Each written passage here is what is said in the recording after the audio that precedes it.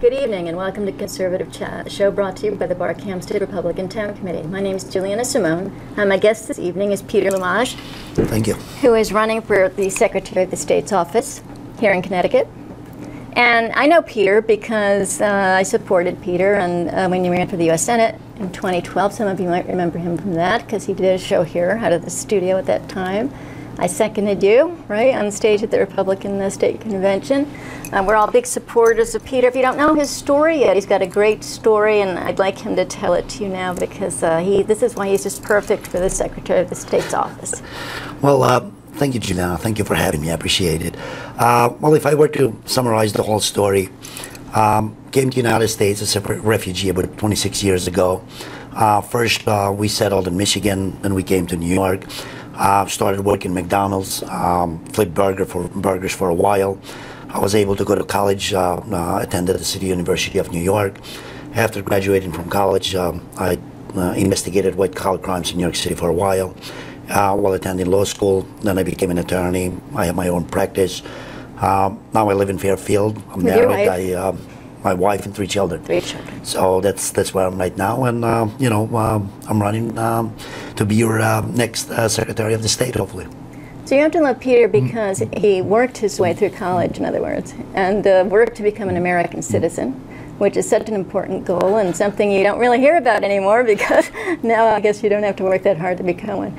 But you appreciate all you had to go through to become a naturalized citizen, right? And you also, Peter, is from communist Albania, right? So well, you tell that part of your story, yeah, and why you recognize how important election law is in American freedoms of being Americans are to. Well, what happens when you come to the United States as a refugee? I mean, in order for us, my brothers or I, to come over here, what we had to do, we had to escape communist Albania in order for us to search for freedom. And the moment we escaped Albania, government agents showed up and picked up my entire family, including my parents, nieces and nephews, siblings that were left behind, and took them into a concentration camp. So my father passed away actually in that camp. And the reason why we sometimes from Eastern Europe appreciate freedom that we find over here so much is that we lack that freedom back in Eastern Europe. And it's a concern that Eastern Europeans who became U.S. citizens, that they have when they see what's happening to the United States. And getting involved in politics and running for an office, it's one of the ways for these new Americans, if you will, to bring forth these issues that we're facing now in the United States. If you look what's happening in the United States right now, everything that we left behind in Eastern Europe 26 years ago is coming over here. Everything that America stands for, which attracted so many immigrants and refugees to come here, it's under attack. Whether it's your constitution, whether it's your civil rights, whether it's your human rights, if you will. If you look at your God-given rights of life, liberty, and pursuit of happiness, the 3 rights that you have from God are being attacked in the United States right now. And if people like you and I and others don't get involved and recognize the threat that is approaching us, I think that it's just a matter of time before we see that from within the house of freedom, we're going to have a soft tyranny over here. And that is the concern that I have for the future of this country, where I'm raising my kids and I'm planning to, die in this country. So pretty much this is my country. I have no other country anywhere else to go. Right, a proud American. No, absolutely. And you, the goal back then, even back with your Germans and Irish and other groups that came over, was to assimilate and embrace the culture, and you wanted to become American, you wanted to learn the language. Well, that's a choice that we make when we come over here. Yes. If you come to the United States as a refugee or immigrant or whatever, but you decide to come over here, you have decided or should decide to become an American. You embrace the Judeo-Christian values that we have over here. You learn the language, you learn the culture. You don't try to bring your own ideas or your own culture here in the United States and try to impose that on Americans. My father always told us that if you decide to live somewhere else and you find that freedom in another country, you cannot make or turn those people that you find over there, and I mean Americans this time, into, let's say, Albanians. Right. You're expecting me, and rightfully so, to become an American, and that's a choice that we made the second we came to the United States, that we wanted to be Americans. The difference between the prior generations who came here to embrace the American family, if you will, and the new immigrants that we're getting recently, it has to do with the fact that some of them Instead of coming over here to become an Americans, they are coming over here for the benefits that the United States is providing to those immigrants. And that is the difference. And, you know, I'm very happy that we made that decision that we wanted to become Americans. And nothing was imposed upon us. That was a choice that we made. And I'm very happy that we made it. Right. Yeah, and you took all those steps yourself, working your way through college, going well, to if I law were to school. tell You you, didn't not, expect somebody to give that to you. No, what happened? I'll tell you a story. When we first landed at JFK 26 years ago, they brought us an interpreter, and we were told that as long as we signed some forms, that we would be provided welfare, and we had no idea what welfare was. But my brother, Tony, the oldest one, is the interpreter. What is welfare? And the lady said, well, if you sign these forms, you will be receiving some handouts from the government. And he said, no, we didn't come over here for handouts, for government handouts. We came here for the American dream, so we don't need that. What we want to be free to pursue the dream, and the American dream. And actually, my brothers did the same thing. I did the same thing, and we pursued that dream. We're doing absolutely well. I mean, you know, we're doing very good. We're happy we did that. Too. So we are. I think you're great, Peter. So I love the story, and I wanted you all to hear it. Now, let's talk about the Secretary of the State's office, because I don't know if the viewers, I'm sure you realize it deals with election law, but I thought maybe they didn't know how much it expanded into things, you know, like a small business and their licensing and other things like that. Well, the way I look at the Office of the Secretary of the State is that it deals with two most significant issues in our state. One of them being election law, and the other one being businesses. Both of them right now, if you look at the election law, our state has made it to both national and, you know, statewide news over here when it came to voter fraud. If you go back to 2010, if I'm not mistaken, you had Bridgeport, where you had votes actually, or ballots, which were found under a desk unattended. And those were counted as votes towards the Democrats. Then you had the 911 emergency system, which was used to notify voters in Bridgeport that they had 2 extra hours to vote. Yeah. But the ones who received the 911 call, they were Democrats. Republicans didn't receive that. Then you had the ballots, which, you know, copies were made in the mayor's office. Right. I mean, you have allegations that we have people or voters who were not even residents of our state who voted, or who were unqualified voters. Now, the Secretary of the State, that's where he or she would get involved. That you want to make sure that you make it easier, as easy as possible, for any qualified voter to vote in our state, if they choose to do that. But you want to make sure that, on the other hand, if you're not a qualified voter, he or she is not going to cancel my vote or your vote, because that means canceling the will of the people. Whether you vote for a Democrat, Republican, or Independent, that is a choice that a voter, a qualified voter, makes. And I don't think that someone else, who is not even a qualified voter, should show up and cancel that vote. Then you have the allegations of ACORN, the unions being involved in voter fraud. And I mean, you know, many people out there, they still believe that if it weren't for voter fraud, Tom Foley would have been our governor. Sure, so that it was less than 1% that he lost by. Yes, yes. So that is one aspect of the Office of the Secretary of the State. The other aspect that he or she would be dealing with is businesses. And you look around our state today, how many businesses are closing down, closing shop, and leaving? The Secretary of the State and the one-party system that we have in our state has made it almost impossible for someone like you and I to create a business over here. And once we shut those businesses down, guess what? We're going to create unemployment. Taxes are going to go higher. People are leaving. We have residents. I mean, recently there was a study that 49% of our residents, if they had a choice, they would leave our state. Now, we're doing something wrong. Whether it's the executive, the legislative, or the Secretary of the State, but it's a combination of the three. And I think that if we get some good Republicans elected this year, and we're willing to stand up to the one-party system that we have right now, and clean house, we just have to do that. And try to bring the faith in our citizens again, that our state can be great again.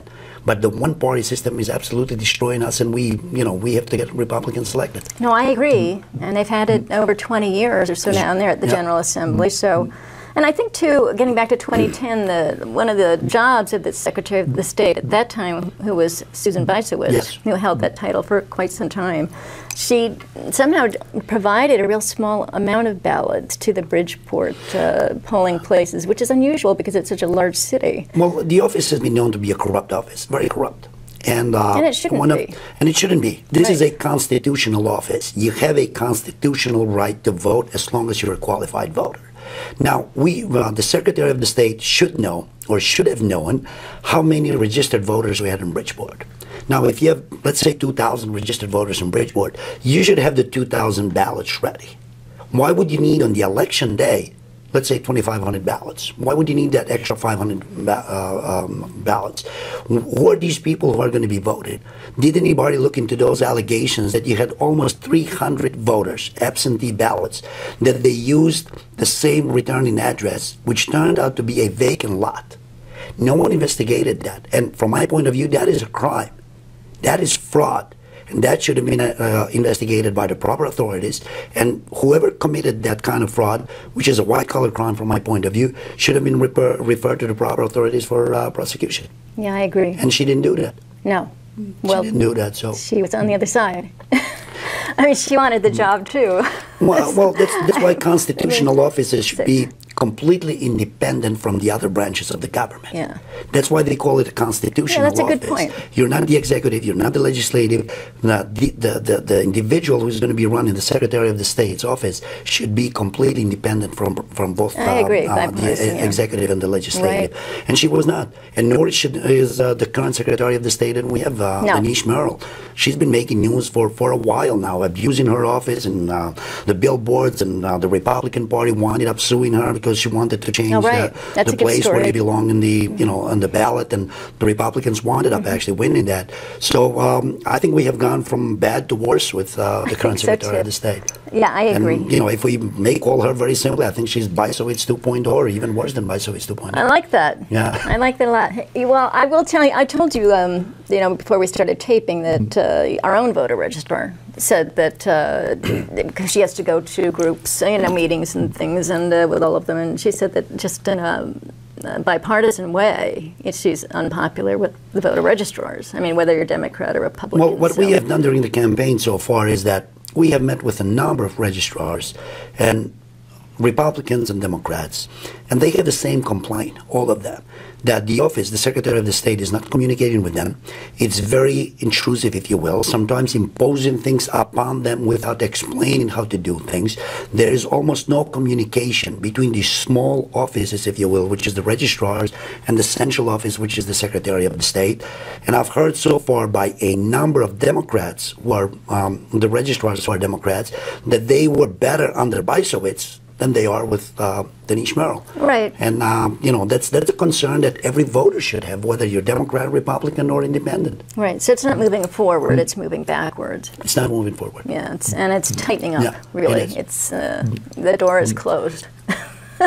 You have to have that secret password to get in there. Yep.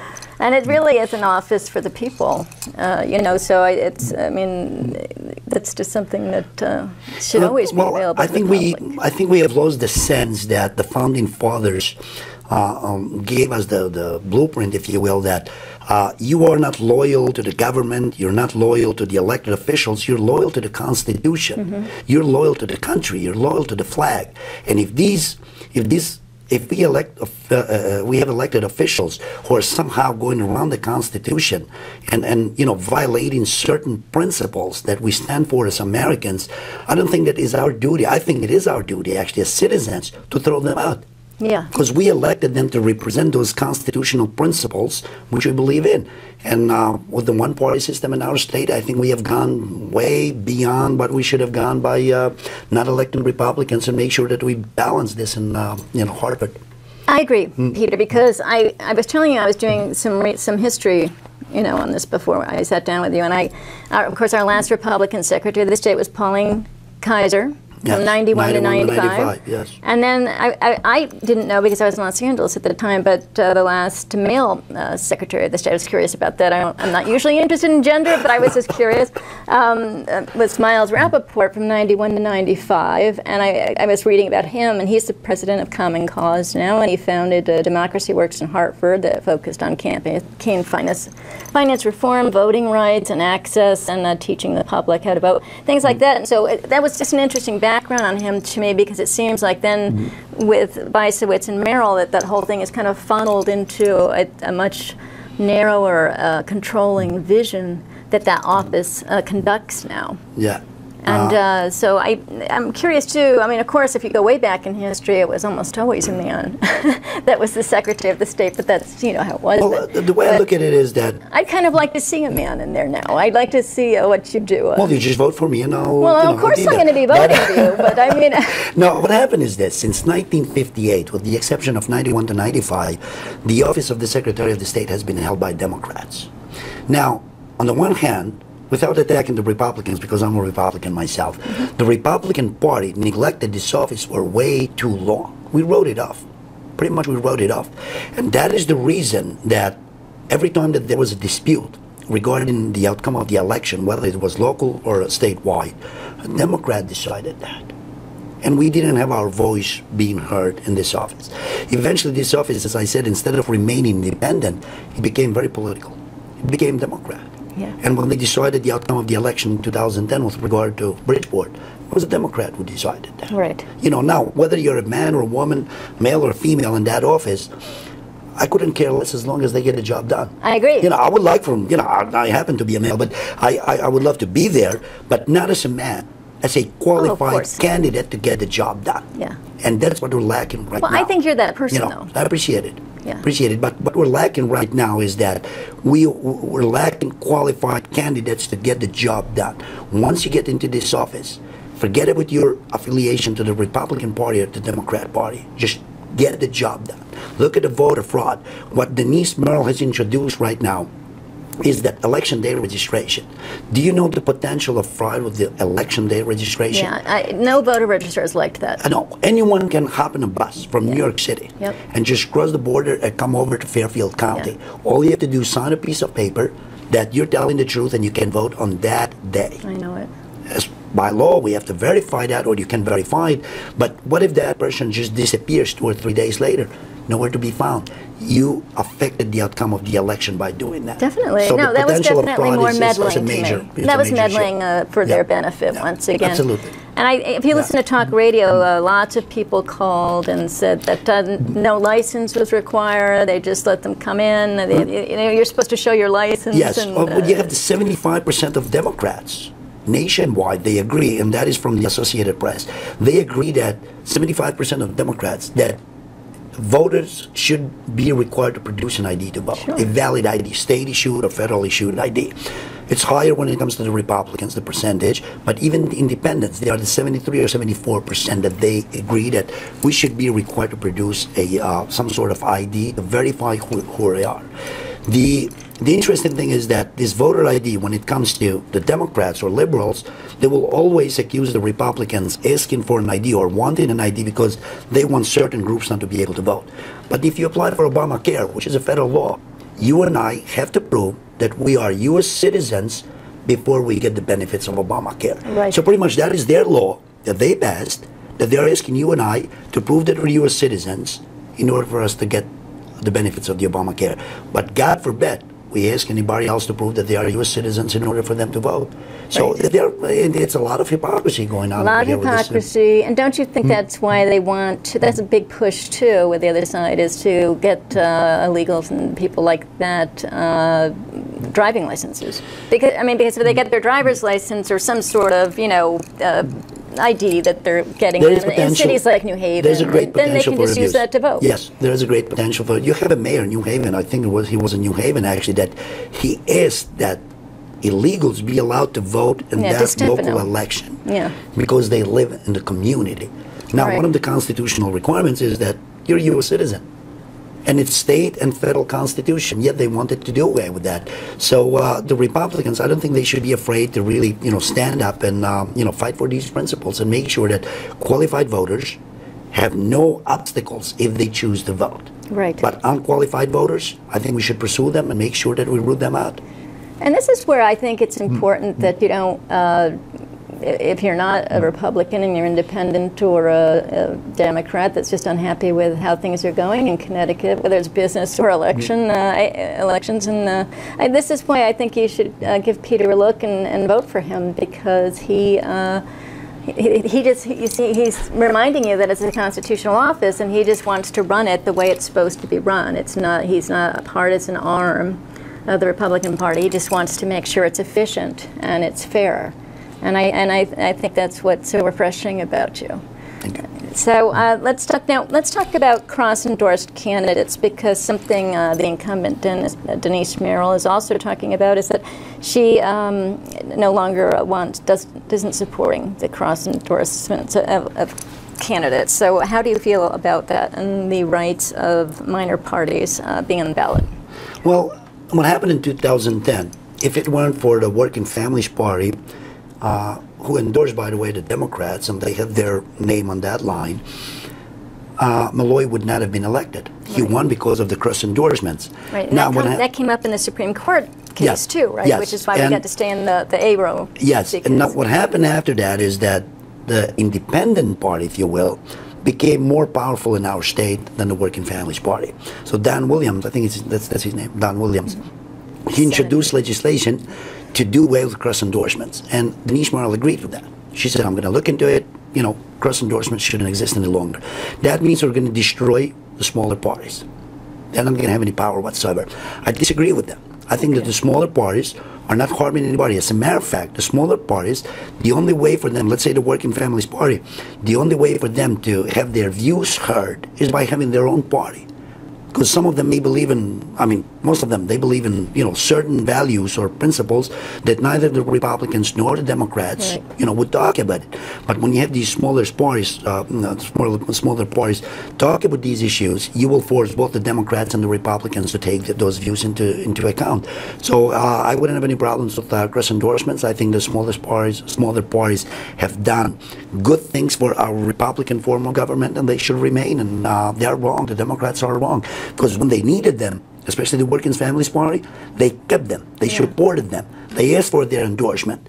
And now that they have realized that the membership of the Working Families Party is pretty much non-existent, I think it's about 300 members or 400 members, now they know that the independents are more powerful. So they, in order for them to kill the Independent Party, they wouldn't have any problems to throw the Working Families Party under the bus. I see. And that's what they're doing. And I remember that some of our candidates even started seeking the placement on the Independent Party as well.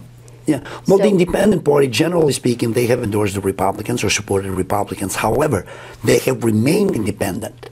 And, you know, even this year, they may even endorse some candidates that they are not from the Republican Party because they are independent. The Working Families Party traditionally have supported the Democrats. But seeing the Democrat Party, especially Denise Merrill, the current Secretary of the State, and other Democrats wanting to destroy their own branch of the party, just so they can, you know, weaken the Independent Party, I think that is disturbing. Yeah. And that is disturbing. And I hope that the Working Families Party is going to come to their senses and this year not support them. That would be good. Yeah, let's see what's going to happen. So how do we think? So let's talk about all the constitutional seats, because I mean there's the comptroller, and there's the treasurer, and the secretary of the state, and the attorney general. So why would that be important to change all of those to a Republican leadership? Do you think this coming election? Look, we have very good candidates for all these offices, including, you know, for the executive. Those candidates are working very hard, and they are trying to bring Republican principles in each and every one office.